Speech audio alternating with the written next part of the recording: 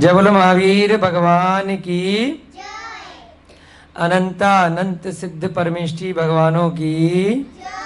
इस युग के प्रथमाचार्य श्री चारित्र चक्रवर्ती आचार्य भगवान श्री शांति सागर जी महान मुनिराज की, आचार्य भगवान श्री विद्यानंद जी महाराज की, आचार्य भगवान श्री श्रुत सागर जी महाराज की, आचार्य भगवान श्री प्रमुख सागर जी महाराज की, मुनि श्री प्रणम्य सागर जी महाराज की, मुनि श्री हनुमान सागर जी महाराज की,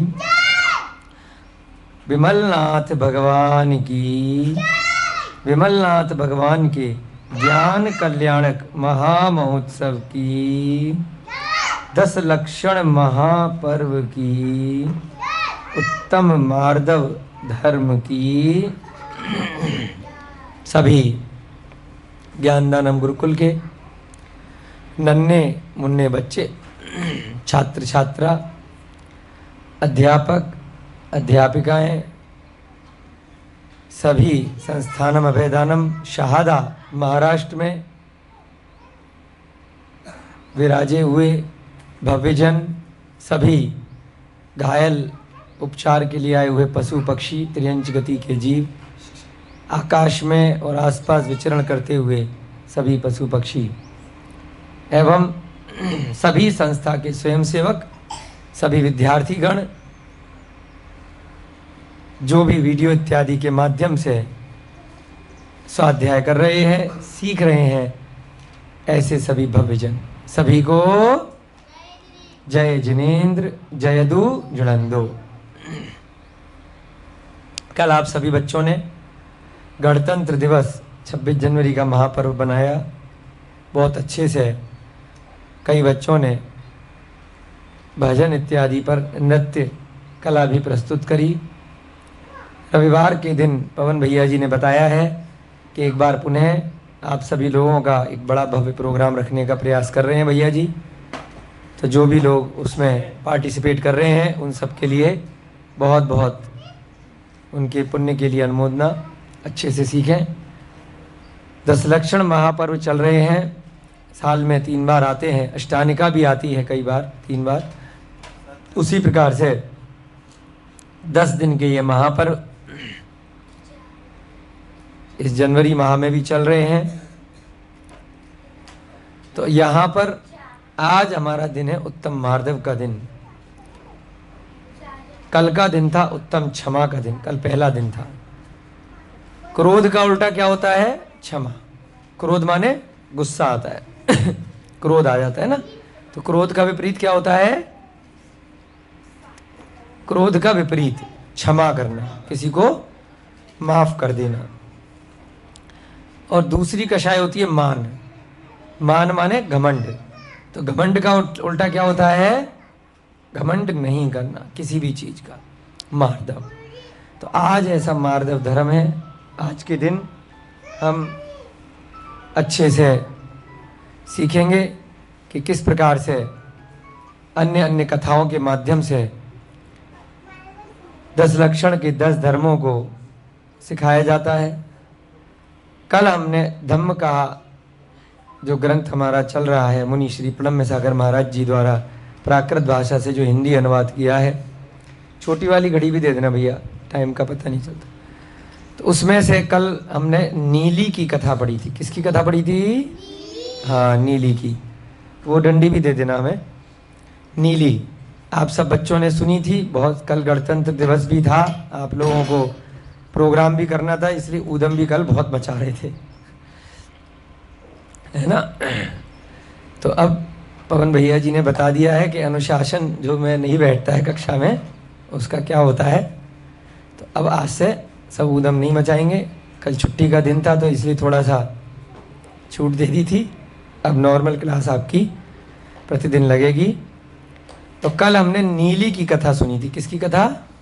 नीली। नीली क्या होता है? कलर भी होता है, रंग भी होता है, और किसी का नाम भी हो सकता है ना। तो नीली की कथा में कल हमने पढ़ा कि किस प्रकार से पतिव्रता एक लड़की थी कि उसकी शादी धोखे से किसी दूसरे धर्म में हो गई। जो नीली थी वह जैन धर्म को मानने वाली थी, अरिहंत भगवान को मानने वाली थी, परंतु एक लड़का था जिसका नाम था समुद्रदत्त। समुद्रदत्त का बेटा था सागर दत्त, समुद्रदत्त पिताजी का नाम था। तो सागर दत्त ने एक दिन उस नीली को कहीं पर देखा और बड़ी सुंदर लगी, उस पे उसका दिल आ गया कि भाई इसी से शादी करेंगे। उसने जाकर के अपने पिताजी से कहा, समुद्रदत्त से। समुद्रदत्त ने कहा कि भाई जो उस लड़की का, नीली का पिता है, उसका नाम है जिनदत्त, वो तो जैन धर्म के अलावा कहीं और अपनी लड़की से शादी नहीं करवाएगा। अब क्या किया जाए? तो दोनों जो पिता पुत्र थे उन दोनों ने बुद्ध धर्म को छोड़ करके जैन धर्म को स्वीकार कर लिया और उसी प्रकार से अपनी जो भी रीति रिवाज हैं, मंदिर जाना, जो भी क्रियाएं करना प्रारंभ कर दिया। और उसके कुछ दिनों बाद जिनदत्त से अपने बेटे के लिए रिश्ता मांग लिया। उसे लगा चलो अच्छे लोग हैं, कोई दिक्कत नहीं है, तो उसने भी शादी के लिए हाँ कर दी। तो अब नीली की शादी किससे हो गई? सागर दत्त से हो गई। बाद में जाकर के पता चला कि ये तो जैन धर्म के अनुयायी है ही नहीं, मानते ही नहीं है। और उस लड़की को भी फोर्स किया कि भाई तुम भी बुद्ध बन जाओ। अब तो शादी हो गई है, लेकिन वो पतिव्रता थी, पति को तो नहीं छोड़ेगी किसी भी कीमत पर, परंतु अपना धर्म भी नहीं छोड़ेगी कि जिस धर्म में उसकी श्रद्धा है। तो उसने क्या किया, जो अपना पति था उसको समझा बुझा करके दोनों पति पत्नी अपने ससुर से अलग रहने लगे, अलग मकान ले लिया, लड़की नीली ने और सागर दत्त ने। और वो लड़का अपने हिसाब से अपना धर्म करता था, नीली अपने हिसाब से अपना रीति रिवाज, अपना धर्म का पालन करती थी।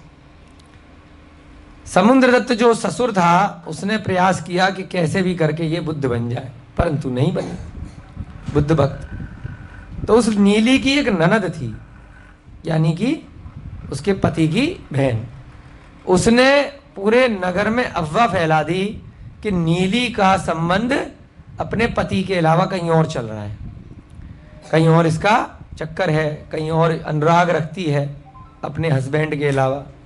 तो उससे क्या हो गया, उस लड़की की खूब बदनामी हो गई। लोग कोई देखते तो है नहीं, लेकिन सुनी सुनी बातों पे विश्वास कर लेते हैं, है ना। सब जगह होता है, बदनामी तो बहुत जल्दी फैल जाती है। तो ऐसे ही उस बेचारी की झूठी बदनामी नगर में हो गई, लोग उसका मजाक उड़ाने लगे। उसके बाद उसने अपने मंदिर में जाकर के, जैन मंदिर में जाकर के भगवान के सामने ध्यान लगाया, कायोत्सर्ग किया, रमोकार मंत्र पढ़ा और ये कहा कि जब मेरे ऊपर लगा हुआ ये दाग हट जाएगा तभी मैं खाना पीना खाऊंगी, भोजन अन्नपान ग्रहण करूंगी, अन्यथा नहीं। तो इतनी पतिव्रता थी, अच्छी कट्टर थी, अपने धर्म पर श्रद्धान था, और जबकि क्या थी, गृहस्थ थी और युवती थी।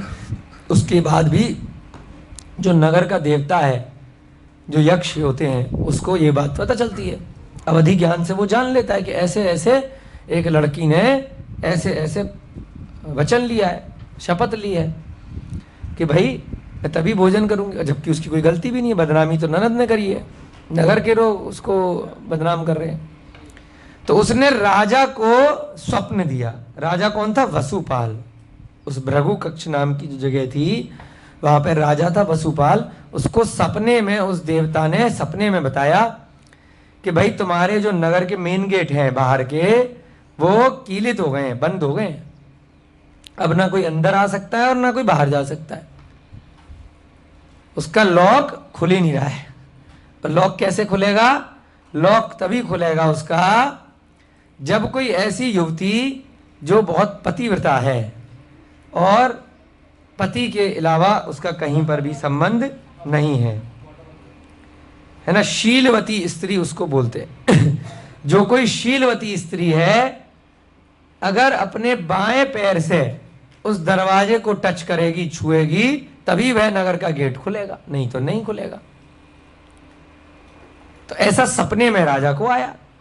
सुबह सुबह जब राजा उठा तो उसकी प्रजा ने, मंत्रियों ने आके उसको बताया कि भाई राजा जी, वो गेट से जाना है बाहर नगर के, लेकिन गेट ही नहीं खुल रहा है, गेट ही बंद हो गया, पता नहीं क्या हो गया उसको। उसके जो दरवाजे हैं वो लॉक हो गए, कीलित हो गए। तो राजा को समझ में आया कि रात को जो मेरा सपना आया था वो तो सही था, ऐसा तो पहले कभी आया नहीं। और सपने में सॉल्यूशन भी बताया था, उसका समाधान भी बताया था कि जब कोई पतिव्रता शीलवती स्त्री होगी उसके बाएं पैर से उस दरवाजे को छुएंगे तो खुल जाएगा। तो इसके लिए उसने नगर में घोषणा करा दी, ढम ढम ढम ढम करके सारे नगाड़े बज गए कि सारी की सारी नगर की जो भी स्त्रियां हैं एक एक करके वहां पहुंचे और अपने बाएं पैर से दरवाजे को छूना है, तभी दरवाजा खुलेगा। सारी स्त्रियों का नंबर लग गया, नगर की सारी स्त्रियां वहां पहुंच गईं, लेकिन कई दिन हो गए और दरवाजा नहीं खुला। उसके बाद किसी ने जाकर के उस नीली को, जो मंदिर में बैठकर ध्यान में बैठी थी, उसको बताया कि भाई ऐसे ऐसे नगर के द्वार कीलित हो गए हैं और नगर की सारी स्त्रियों से चरण से छुपा लिया, लेकिन वह दरवाजा खुला नहीं है। तुम ही एक बची हो, तुम भी ट्राई कर लो, और अगर तुमने ट्राई कर लिया तुम्हारे ऊपर जो दाग लगा है वो दूर हो सकता है, कि ऐसी शर्त है कि जो शीलवती है, और तुम्हारे ऊपर तो उल्टा दाग लग गया है कि तुम्हारा चरित्र अच्छा नहीं है। तो उस लड़की को वहां पर ले जाया गया, नीली को। जैसे ही नीली ने अपने बाएं पैर से, यानी जो लेफ्ट वाला जो साइड का चरण है, उससे उस दरवाजे को, उस द्वार को छुआ तो वह द्वार निष्कीलित हो गया, वह खुल गया। उसके बाद पूरे नगर में ढिंढोरा पिट गया कि नीली तो निर्दोष है, उसके ऊपर झूठा कलंक लगाया गया है, और सब ने इस प्रकार से स्वीकार कर लिया। तो कल की कथा से हमने सीखा कि हमें शील व्रत का किस प्रकार से पालन करना चाहिए। जहां पर भी आपका विवाह हो गया है, अगर कर लिया है, तो आपको उसी विवाह में ही मन लगा करके रहना चाहिए। आपको अपने पति को किसी भी कीमत पे नहीं छोड़ना चाहिए। अब आजकल तलाक चल गया है, डाइवर्स बोलते हैं, पहले होता ही नहीं था ये सब सिस्टम, है ना। न छोड़ना चाहिए, जीवन भर उसी के साथ आपको निभाना चाहिए, चाहे वह धोखे से हुआ हो, चाहे वह सही से हुआ हो गया है तो हो गया है, उसको निभाना चाहिए और अच्छे से निभाना चाहिए। अपने धर्म का पालन अच्छे से करना चाहिए। तो ये पतिव्रता स्त्री का शील व्रत कहलाता है ना। चलिए, तो बहुत अच्छे से हमने शील व्रत की महिमा को कल जाना। आज हम एक नई कथा पढ़ेंगे, जय कुमार की कथा। किसकी भैया जी लिख दो, जय कुमार की कथा। किसकी कथा पढ़ेंगे, जय कुमार। बोलो सब बच्चे, जय कुमार। अच्छे से सुनेंगे, उस पे अमल में लाएंगे तो कभी हमारी भी कथा लिखी जाएगी। हमने भी अगर कोई ऐसा महान काम कर दिया, हम तो चले जाएंगे, हमारे नाम की कथा अगले जन्मों में लोग ऐसी गुरुकुल में बच्चे पढ़ेंगे, ज्ञानदानम गुरुकुल के कहीं किसी स्थान पर। क्यों ऐसी इसकी कथा बनेगी, प्राची की कथा, है ना, और इसकी कान्हा की कथा, और इसकी क्या नाम है, नंदिनी की कथा है। नंदिनी की कथा भी लिखी जाएगी अगर कोई महान काम करोगे। महान काम कैसे करोगे, जब पहले सुनोगे, फिर उस पर अमल करोगे, तो कट्टरता के साथ में, अगर दृढ़ निश्चय के साथ में, सम्यक दर्शन के साथ में अगर कथा को पूरा पूरा विश्वास किया, और जब कभी अपने जीवन में ऐसी घटना घटित हुई, ऐसी परिस्थिति आई, ऐसी सिचुएशन आई, ऐसी सर्कमस्टांसेस आई, और आपने इन कहानियों से सीख करके आपने उस समय उसी प्रकार से कुछ कार्य किया, तो आप विश्वास कीजिएगा आप भी महापुरुष कहलाएंगे, और आपके भी जीवन पर कथा लिखी जा सकती है, और अगले जन्मों में आप भले कहीं पर भी हुए, आपकी कथा और भविष्य की पीढ़ियों को सुना करके प्रेरणा दी जा सकती है। तो इन कथाओं को भी इसीलिए सुनाया जा रहा है कि हम लोग इनसे सीखें और अपने जीवन में कुछ ना कुछ इन कथाओं को सीख करके अपने चरित्र का निर्माण करें, उन्नति की ओर अग्रसर हों। आज हम कथा पढ़ेंगे जय कुमार की कथा। कुरजांगल देश में हस्तिनापुर नगर में कुरवंशी राजा सोमप्रभ भगवान ऋषभ देव के काल में प्रसिद्ध पुरुष थे। क्या नाम था? सोमप्रभ। लिख दो भैया जी, हस्तिनागपुर। हस्तिनापुर का जो नाम यहाँ पर ग्रंथों में आया है प्राकृत के, हस्तिनागपुर आया। हस्तिनागपुर। हस्तिनागपुर, हस्तिनापुर भी बोलते हैं, वो भी आया है, दोनों नाम हो सकते हैं एक स्थान के। और राजा सोमप्रभ, कौन थे राजा वहां पर? सोमप्रभ, हस्तिनागपुर के राजा। किस काल में थे? आदिनाथ भगवान के काल में। भगवान ऋषभ देव जब हुए थे ना, पहले तीर्थंकर, जिनका चिन्ह वृषभ का था, बैल का था, इस अवसर्पणी काल में जिस भरत क्षेत्र के आर्यखंड में हम रह रहे हैं, इस स्थान पर पहले तीर्थंकर कौन थे? आदिनाथ भगवान। उनका दूसरा नाम क्या था? ऋषभ देव। आदि का मतलब होता है पहला, है ना, पहला, तो इसलिए आदिनाथ उनका नाम प्रसिद्ध हो गया। उनका नाम क्या था? ऋषभ देव या वृषभ देव। उनके काल में एक राजा थे हस्तिनापुर के, जिनका नाम था सोमप्रभ। क्या नाम था? सोमप्रभ। उनके जय कुमार नाम का पुत्र था। इनका पुत्र कौन था? राजा सोमप्रभ का पुत्र था जय कुमार। क्या नाम था? जय कुमार, है ना। इसको इधर करेंगे या आ रहा है? ठीक है, हाँ। सोमप्रभ का बेटा कौन था? हाँ, कान्हा। क्या बेटा? कान्हा। सोमप्रभ का बेटा कौन था? कान्हा था। अच्छा, कान्हा नहीं था, सोमप्रभ का बेटा था जय कुमार। ठीक है, कौन था? जय कुमार, जो अति बलवान और भरत चक्रवर्ती के सेनापति रत्न के रूप में प्रतिष्ठित हुआ था।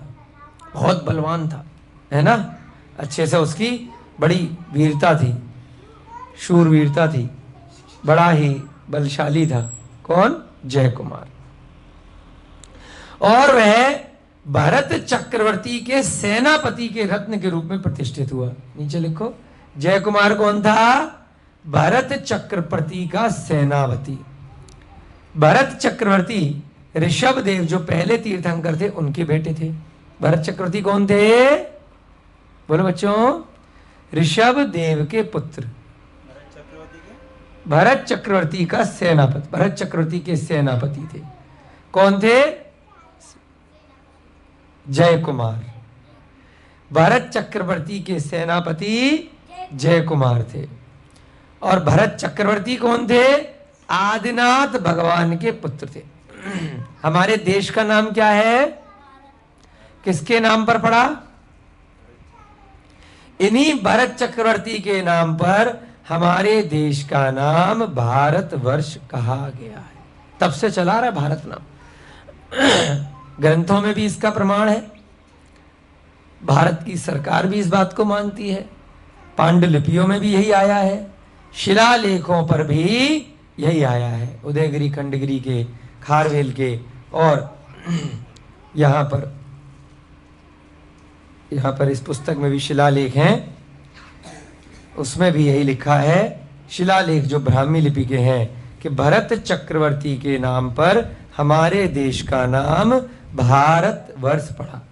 भरहस उसको प्राकृत में बोलते हैं, भरत के, है ना, भारतवर्ष इस देश का नाम कहा गया। तो ऐसे भरत चक्रवर्ती का सेनापति था। कौन था? सेनापति कौन था? जय कुमार। वह अति पुण्यवान होते हुए भी परिग्रह परिमाण व्रत को धारण करके अपनी स्त्री सुलोचना में ही संतुष्ट रहता था। बहुत बलवान था, बहुत पुण्यवान था, भाई सेनापति था, तो उसके पास राजा खूब पैसा रुपया तनख्वाह अच्छी देता था, लेकिन उसके बाद भी अपनी ही एक ही पत्नी सुलोचना के साथ खुश था। ज्यादा चक्करबाजी नहीं चला रखी थी, है ना, तो अपनी पत्नी से बड़ा संतुष्ट रहता था। इसकी पत्नी का नाम था, लिखो, जय कुमार की पत्नी थी सुलोचना। क्या नाम था? जय कुमार की पत्नी सुलोचना। एक बार वे दोनों कैलाश पर्वत पर भरत चक्रवर्ती के द्वारा प्रतिष्ठापित जिनालयों में भक्ति करने के लिए गए। कहां पर गए? कैलाश पर्वत पर। कैलाश पर्वत का नाम सुना है ना? बर्फ से ढका हुआ बड़ा सुंदर पर्वत है, बहुत दूर है। तो भरत चक्रवर्ती ने वहां पर जैन मंदिर बनवाए थे, बहुत सारे रत्नमयी, बड़े सुंदर। आज भी ऐसा बताते हैं कि वह मंदिर वहां कैलाश पर्वत पर बर्फ में ढके हुए हैं। आज भी हैं, लेकिन अपन लोग नहीं जा पाते।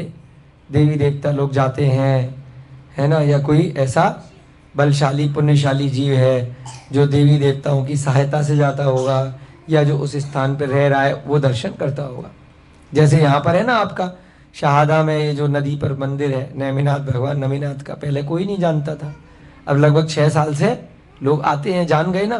तो ऐसे ही कभी समय आएगा तो कैलाश पर्वत पर भी जो मंदिर है वह भी हम और आप सब जाकर के दर्शन कर सकते हैं। भरत चक्रवर्ती के द्वारा कब के बनाए गए, करोड़ों वर्ष हो गए।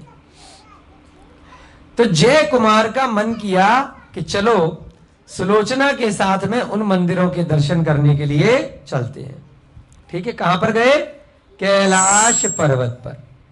तो कैलाश पर्वत पर वो लोग जिन भगवान के मंदिरों में भक्ति करने के लिए गए, और उस जय कुमार ने परिग्रह परिमाण व्रत धारण कर रखा था। क्या व्रत? लिखो ऊपर कहीं, मिटा दो जगह का मुंह, तो या नीचे वाले बोर्ड पे लिख लो, इस पे छोटे वाले पे नहीं, इस पे लिख लो। कौन सा व्रत होता है? परिग्रह परिमाण व्रत।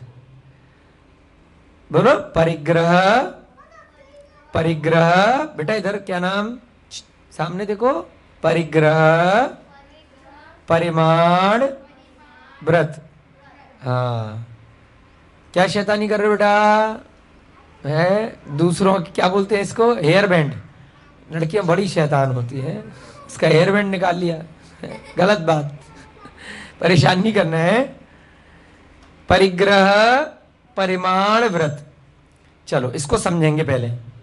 आप लोगों के पास कितने कपड़े हैं? क्या नाम है तुम्हारा? हाँ, पीली वाली कल्याणी। कितने कपड़े हैं तुम्हारे पास? कितनी ड्रेस हैं? बहुत सारी हैं। अब बहुत सारी का मतलब क्या होता है? 100 हैं, 200 हैं, 50 हैं, 500 हैं। कितनी है? 50 से कम? 50 से कम है ना? ठीक है। 100 से कम? 20 से ज्यादा? 20 से ज्यादा। तो परिग्रह परिमाण, यानी कि परिमाण माने हमने गिनती कर ली कि हम, अब इसने बोल दिया कि 20 से तो ज्यादा है लेकिन 50 से कम है, इतनी ड्रेस में मेरा काम चल जाता है ना। 1-2 महीने में नंबर आता है किसी ड्रेस का, कभी अच्छी सी ड्रेस पहननी है, कभी नॉर्मल पहननी है, कभी स्कूल की पहननी है, कभी किसी खेलने कूदने की पहननी है, कभी सोने की पहननी है, अलग अलग। तो क्या होता है, लेकिन हमने कोई गिनती नहीं कर रखी, तो उसमें हमें परिग्रह का दोष लगता है कि पता नहीं कितने हमारे पास अथाह भंडार है। तो अणु व्रतों के अंदर एक व्रत आता है परिग्रह परिमाण व्रत। बोलो, परिग्रह परिमाण व्रत। उसमें हम परिमाण कर लेते हैं, यानी कि गिनती कर लेते हैं कि भाई किसी भी समय में मेरे पास अधिकतम 50 ड्रेस हो सकती हैं, इससे ज्यादा मैं नहीं रखूंगी। जो उससे ज्यादा का मेरा अत्यधिक लोभ का, लालच का जो मेरा पाप है वो नहीं लगेगा। बहुत ज्यादा चीजें इकट्ठी करने की इच्छाएं जो होती हैं, अगर 50 से ज्यादा हो गई तो मैं एक किसी को दे दूं। मेरे घर में कोई छोटा भाई होगा, बहन होगी, उसको दे दूंगी वो ड्रेस, या उस ड्रेस से मैं जो पुरानी ड्रेस हो गई कुछ और बना लेंगे। या कोई गरीब होगा जिसके पास नहीं है, एक भी नहीं है आपके पास, तो 50-51 हो गए। और बहुत सारे ऐसे बच्चियां हो सकती जिनके पास एक भी कपड़ा नहीं है, गरीब हो सकते हैं आपसे भी ज्यादा। तो एक मेरा जब एक्स्ट्रा हो जाएगा तो मैं वो ड्रेस उसको दे दूं। ऐसे ही मकान कितने हैं आपके, घर कितने बेटा? हाँ नंदनी, कितने घर हैं तुम्हारे? 2 घर हैं, बताओ। तो घरों की गिनती कर ली कि भाई अधिकतम मैं 10 घर बनाऊंगी, और अगर 11वां हो गया तो एक घर को मैं किसी मंदिर में दान दे दूंगी, किसी संस्था को दे देंगे, गरीब बच्चों के लिए दे देंगे, स्कूल खोल देंगे, है ना।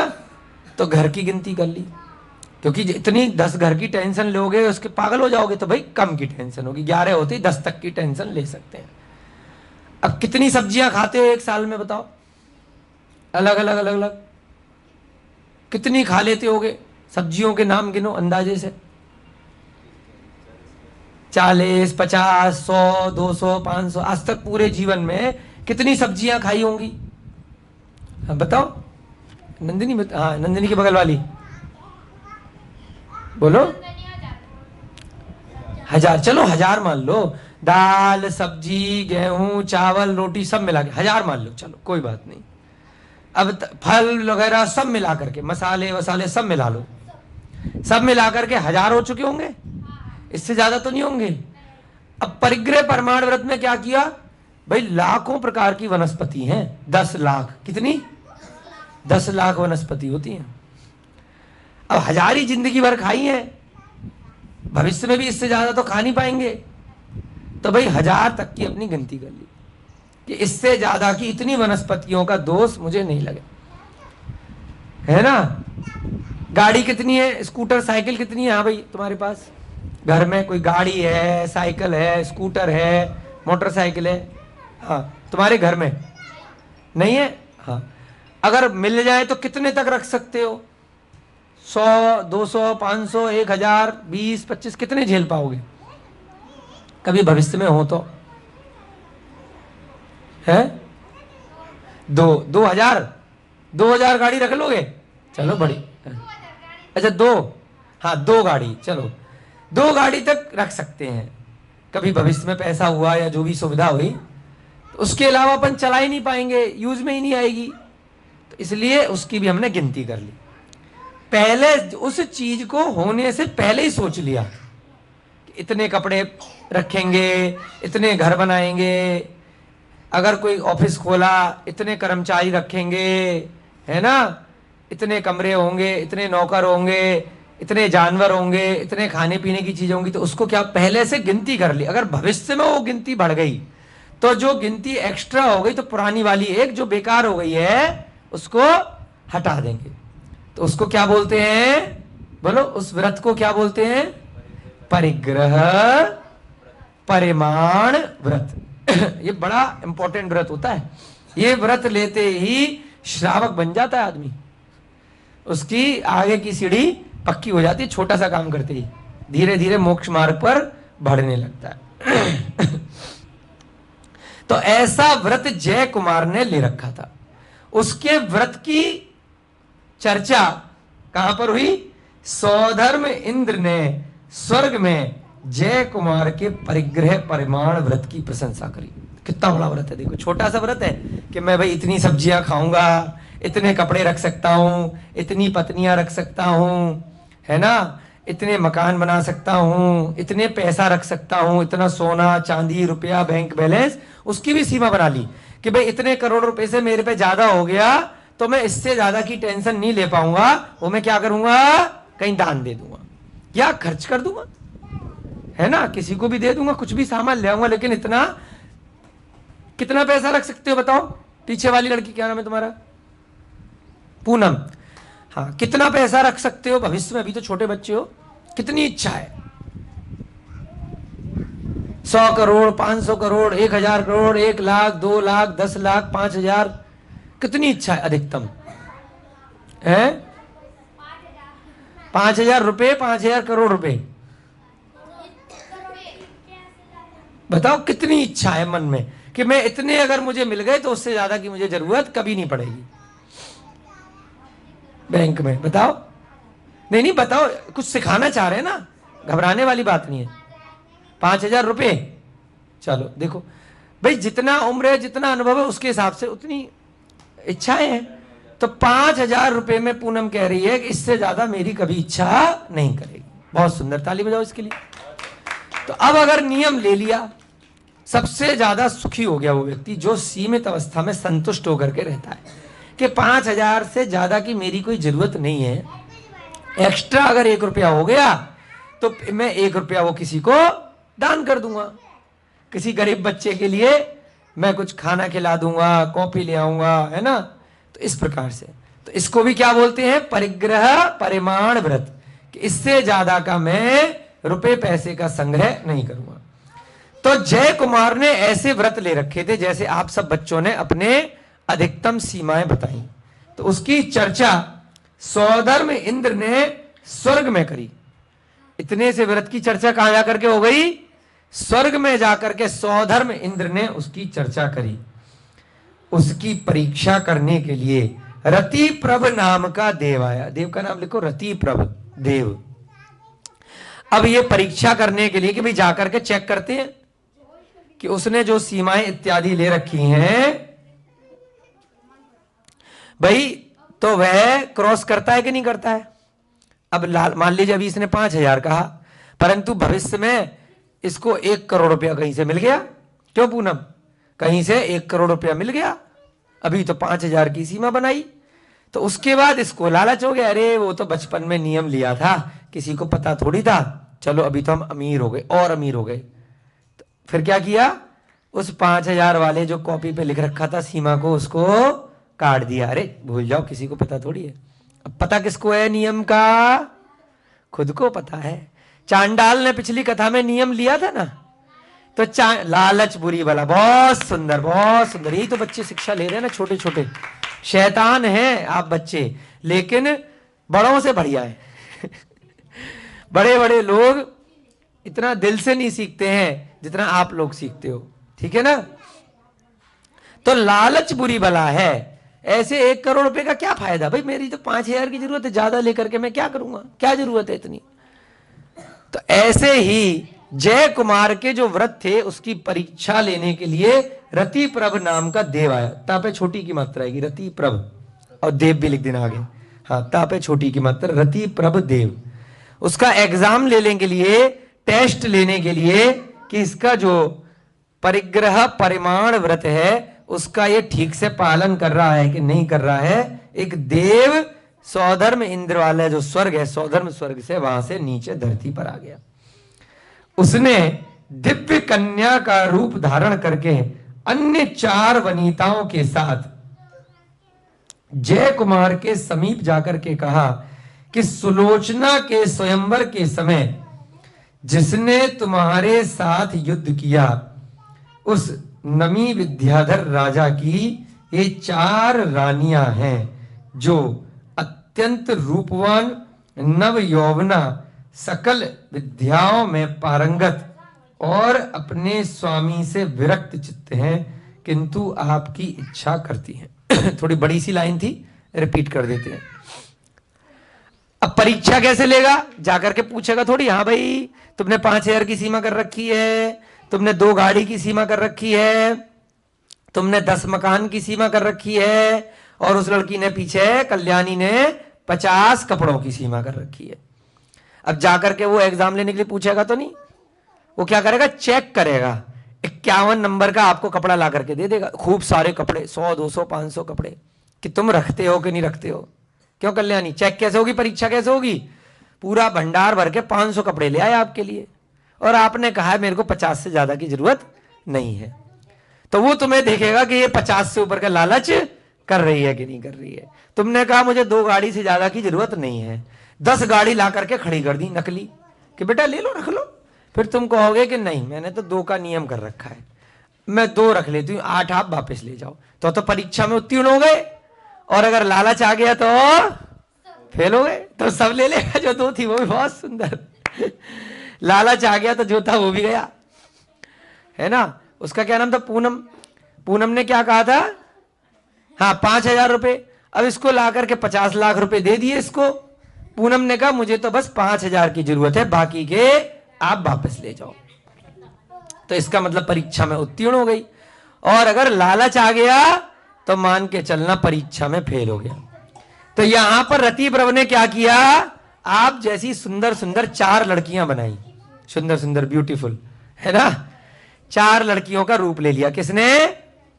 रतिप्रभ देव ने। कैसे? दिव्य कन्याएं, बड़ी सुंदर कन्याएं, 4 वनिताओं के साथ। अब वो 4 लड़कियां बहुत सुंदर लेकर के कहां पहुंचा?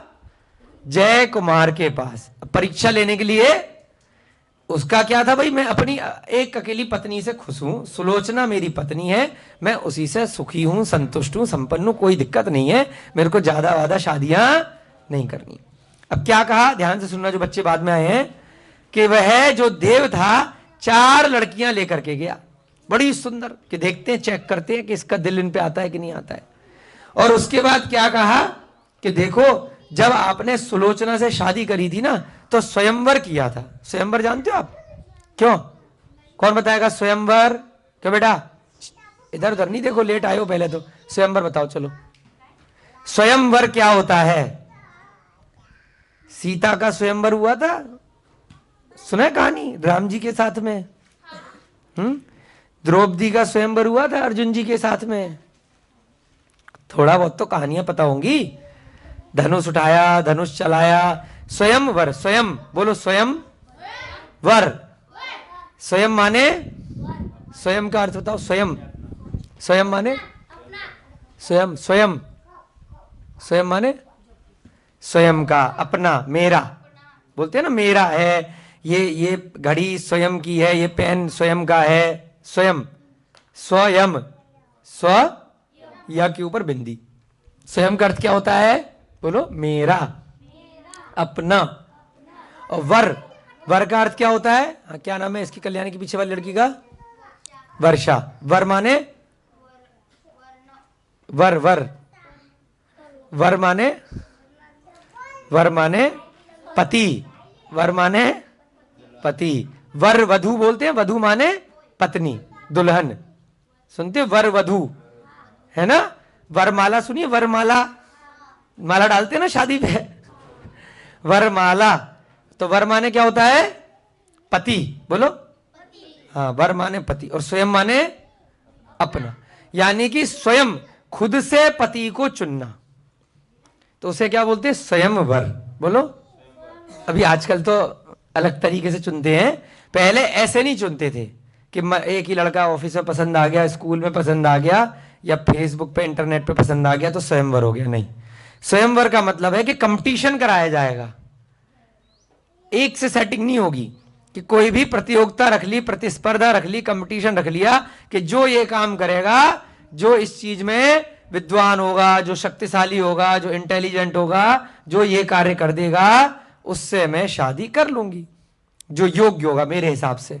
कोई संगीत के हिसाब से रखती थी, कोई अलग कलाओं के हिसाब से, कोई कि धनुष कौन चलाएगा, कोई ऐसा काम कौन कर देगा, कोई स्पीड में, कोई रेस में कौन जीतेगा, तो उससे मैं शादी कर लूंगी, है ना? तो इस प्रकार से क्या करते थे? स्वयंवर।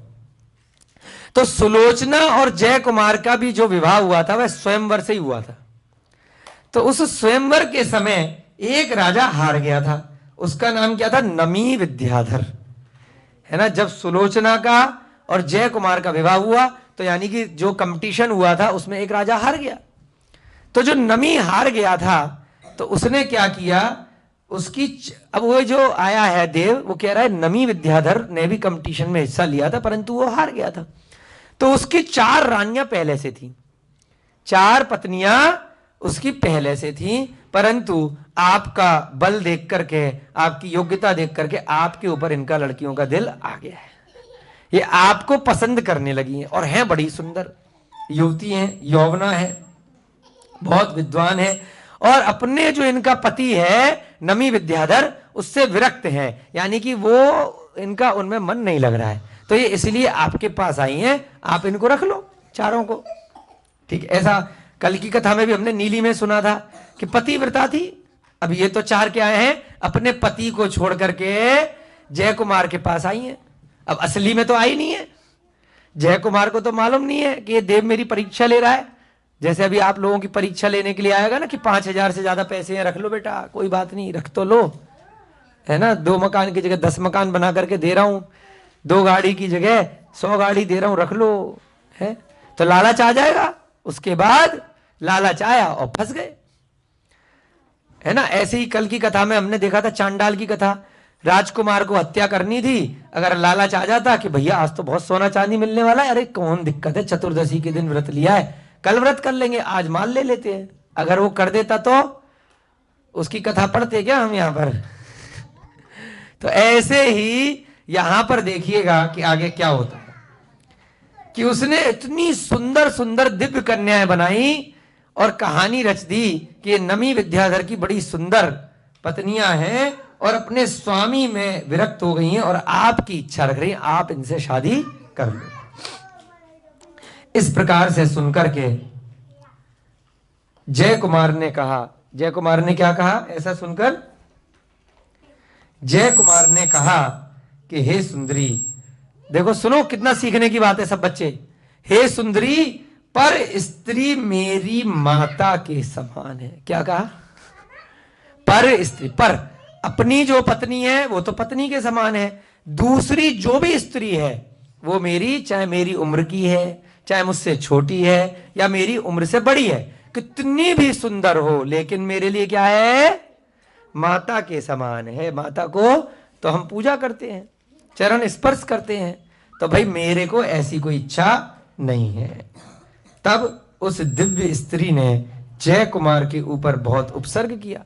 अब उसे लगा कि भाई ऐसे नहीं तो वैसे। क्या किया? उसको परेशान किया कि मुझसे शादी नहीं करोगे तो मैं तुम्हें मारूंगी। खूब उपसर्ग किया, क्योंकि दिव्य थी, उसके पास बहुत सारी शक्तियां थी, विद्याधर की पत्नी कहकर के लाया था वो। तो जय कुमार को खूब परेशान किया। परीक्षा ले रहे हैं ना, कि पहले लालच दिया, लालच से राजी नहीं हो रहा तो दंड दिया, खूब उसको तमाशा किया। फिर भी जय कुमार का चित्त विचलित नहीं हुआ। मुझे नहीं चाहिए भैया एक से ज्यादा पत्नी, मेरा व्रत है, मुझे जरूरत ही नहीं है, मैं कहां टेंशन लूंगा, इतनी एक नहीं झेली जा रही, चार चार लेकर के और बैठ जाऊं। तो उसने खूब उपसर्ग किया, लेकिन उसको भी अच्छे से सहन कर लिया। उपसर्ग जानते हो? उपसर्ग का मतलब कोई परेशान जब करता है, जब दंड देता है, पानी डाल दिया आपके ऊपर, आग लगा दी, डंडा मार दिया, है ना, कुछ भी डंडे पत्थर फेंके, तो उसे क्या बोलते हैं? उपसर्ग करना, है ना, कुछ ऐसा कष्ट देना। फिर भी जय कुमार का चित्त विचलित नहीं हुआ। रति प्रभ देव अपनी माया का उपसंहार करके सभी समाचार जैसा घटित हुआ उसी प्रकार से जाकर के जय कुमार से कह देता है। अब जो देव आया था वो 4 लड़कियां लेकर के आया था। अब वो वापस आ गया कि भैया जी, हमने स्वर्ग में आपकी चर्चा सुनी थी सौधर्मेंद्र के पास, और जैसी चर्चा सुनी थी उससे भी ज्यादा आपको पाया कि आपने जो व्रत ले रखा था आप उस पर अडिग हो। इतनी सुंदर युवतियां देख करके भी आपका मन बिल्कुल भी नहीं ललचाया, और उन्होंने इतना आपको परेशान किया, तब भी आप बिल्कुल भी डगमगाए नहीं। धन्य है आपको। रति प्रभदेव ने सारी की सारी बात अपनी माया समेट ली, उपसंहार माने खत्म कर दिया, और बहुत अच्छे से उनको वंदन किया, उनको जय जिनेंद्र कहा। जय कुमार की प्रशंसा करके और वस्त्र आभूषणों के द्वारा उसकी पूजा करके स्वर्ग में वापस चला गया। अब परीक्षा में उत्तीर्ण हो जाते हैं तो कुछ मिलता है ना, गिफ्ट।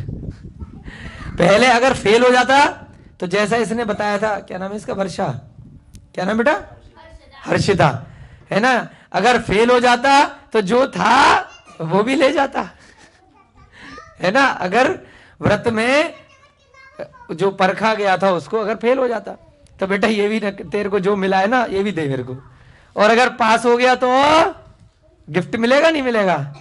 तो स्वर्ग से लाए हुए उसने खूब दिव्य वस्त्र और आभूषण उसके स्वागत में, सत्कार में जय कुमार को दिए, और खूब उसकी पूजा अर्चना करी और वापस अपने स्वर्ग चला गया। तो आज हमने इस कथा में क्या सीखा? परिग्रह, बोलो, परिग्रह परिमाण व्रत, है ना, यानी कि जितनी सीमा कर ली अपने मन में, जितनी इच्छाएं कर ली, उससे ज्यादा नहीं करना। कि भाई 10 शादियां कर सकते हैं अगर अलाउ है तो, कानूनी 10 मकान बना सकते हैं, 100 गाड़ियां ले सकते हैं, 1000 प्रकार के वनस्पतियां, फल, सब्जी, मसाले इत्यादि खा सकते हैं, 1 करोड़ 1000 करोड़ रुपए तक पैसा रख सकते हैं, है ना, इतने बच्चे कर सकते हैं, इतने नौकर चाकर कर सकते हैं। तो ऐसे ही दिशाओं की भी सीमा कर लेते हैं कि इतनी दिशा से ज्यादा नहीं जा सकते। हम यहीं का आपको उदाहरण देते हैं, कथा खत्म हो गई है। आपके शहादा के पास में ही एक जगह चैतन्य वन, क्या है, चैतन्य वन, वहां पर जो बाबा जी जिसने उन्हें बनाया है ना, चैतन्य वन को, वो हमें मिले वहां पर जब हम दर्शन के लिए गए, तो उन्होंने परिग्रह परिमाण व्रत ले रखा है। 70-80 साल के हैं, उन्होंने 35 किलोमीटर तक की सीमा ले रखी है। हाँ, कि इतने किलोमीटर से दूर में जाऊंगा ही नहीं, है ना। तो इस चक्कर में यहाँ नहीं आ पाते। हमने कहा यहाँ आ जाओ, कह रहे जरूरत ही नहीं है, बस पहले आ चुके थे, कभी आना चाहेंगे तो कभी कभी की सीमा किसी विशेष परिस्थिति में होती है, कोई इलाज इत्यादि के लिए, कोई ऐसा विशेष कार्य है तो। अन्यथा सीमा ले ली कि भाई मैं इतने किलोमीटर से दूर नहीं जाऊंगा। परिग्रह परिमाण में ही आता है, मैं ऊपर इतने आकाश में इतने ऊपर नहीं जाऊंगा, मैं बाईं तरफ इतना दूर नहीं जाऊंगा, मैं दाईं तरफ इतने दूर से ज्यादा नहीं जाऊंगा, है ना। जबकि इतने बड़े आदमी हैं, इतना बड़ा वहां पर इतना सुंदर मंदिर चैतन्य वन बनाया है ना। कितने सुंदर 24 तीर्थंकरों के वृक्ष की उन्होंने साक्षात एक्चुअल वृक्ष लगाए हैं 30-40 साल की मेहनत में। तो ऐसे ऐसे बड़े बड़े लोग जो अपने कम परिग्रह के साथ में जीते हैं। जितना परिग्रह का परिमाण करेंगे उतना संतुष्टि आएगी, उतनी मन में शांति आएगी, है ना। उतना मायाचारी लालच कम होगा और उतना उतना आत्मा में आपकी उत्कृष्ट अवस्था आती जाएगी। स्वर्गों में भी जैसे जैसे देवता ऊपर ऊपर के स्वर्गों में जाते हैं, वैसे वैसे उनका परिग्रह कम होता जाता है। सबसे ऊपर का जो स्वर्ग है, सर्वार्थ सिद्धि का स्वर्ग, वहां पर परिग्रह बिल्कुल है ही नहीं, ना उनका गमन है कहीं पर, वो कहीं जाते ही नहीं। तो इस प्रकार से आज हमने परिग्रह परिमाण व्रत सीखा।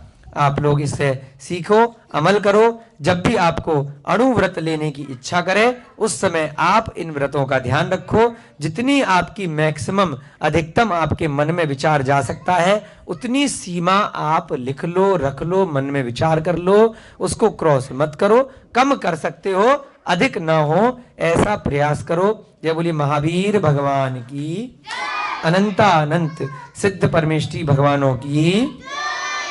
इस युग के प्रथमाचार्य श्री चारित्र चक्रवर्ती आचार्य भगवान श्री शांति सागर जी महान मुनिराज की, आचार्य भगवान श्री विद्यानंद जी महाराज की, आचार्य भगवान श्री श्रुत सागर जी महाराज की, मुनि श्री प्रणम्य सागर जी महाराज की, आचार्य भगवान श्री प्रमुख सागर जी महाराज की, पाठशाला प्रेरिता शिक्षा गुरु मुनि श्री हनुमान सागर जी महाराज की, विमलनाथ भगवान की, विमलनाथ भगवान के ज्ञान कल्याणक महामहोत्सव की, 10 लक्षण महापर्व की, 10 लक्षण पर्व की द्वितीय दिवस उत्तम मार्दव धर्म की। सभी को जय जिनेन्द्र जय दू जड़ंदो।